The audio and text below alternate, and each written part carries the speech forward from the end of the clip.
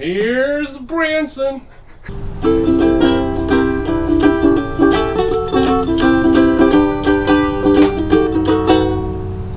Well, hello all you prepites. High on a mountain on a hillside. There's an old memory, huh? Anyway, I went to 8th grade in Howell Mountain Elementary, the public school, and the only other boy was Steve Neiman. So I went to prep. Him and Dennis Watson was the only person I knew.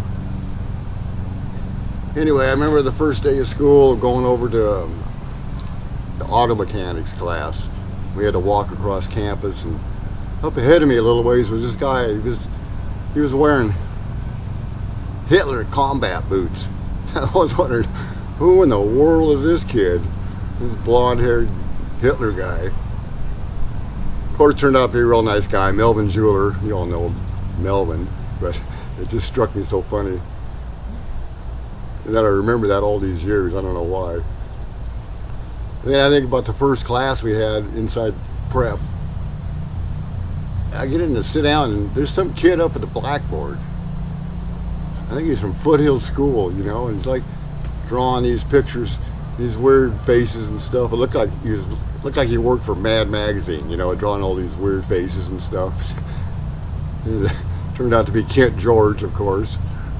I'm sure all you Foothill School, you probably had that all the time down there with him.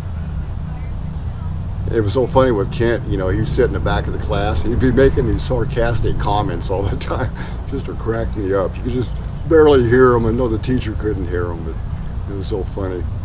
One other funny memory was, it was freshman year or sophomore year. We went over to sell light bulbs over in Santa Rosa. Some of you probably remember that.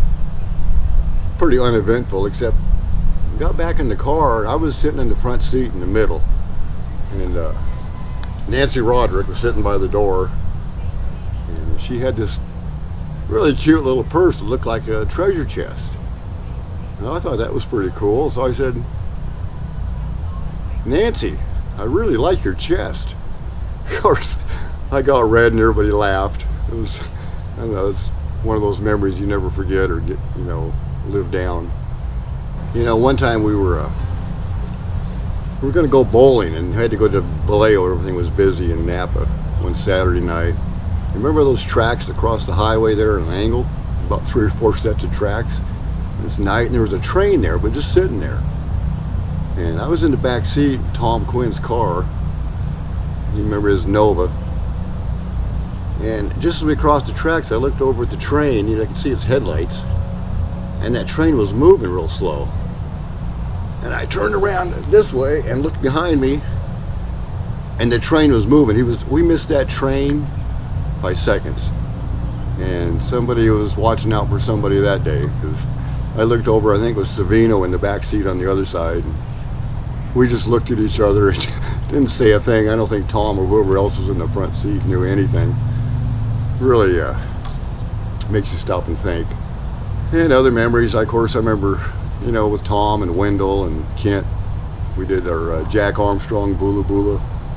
And Tom Quinn is sent off for these bald head skin caps he could wear. Of course, nowadays, don't need any.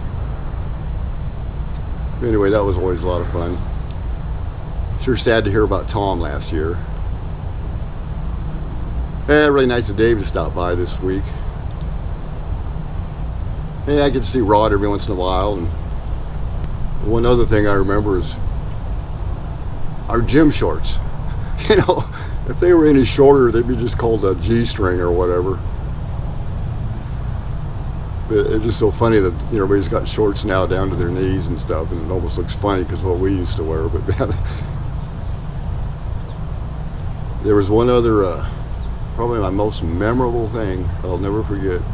I came out of the locker room and just happened to walk up to the stage there, kind of rested my arm on the stage, looked up, and there was somebody tying somebody else up in the back of the stage with a gym jump rope, and it was, it was like kind of a bully thing. He wasn't really hurting the other guy, but all of a sudden, stomp, stomp, stomp, stomp. I heard these footsteps up the other side of the gym.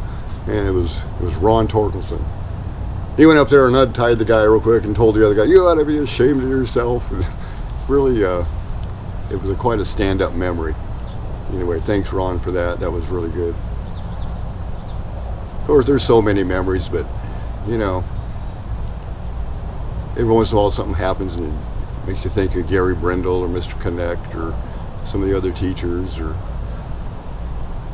one thing I do know, that after living all these years, that and getting to meet people from other high schools and stuff, public schools, we didn't know how fortunate we were to go to a place like Prep, even though, you know, there was a lot of hassles there, but, you know, teenage attitudes.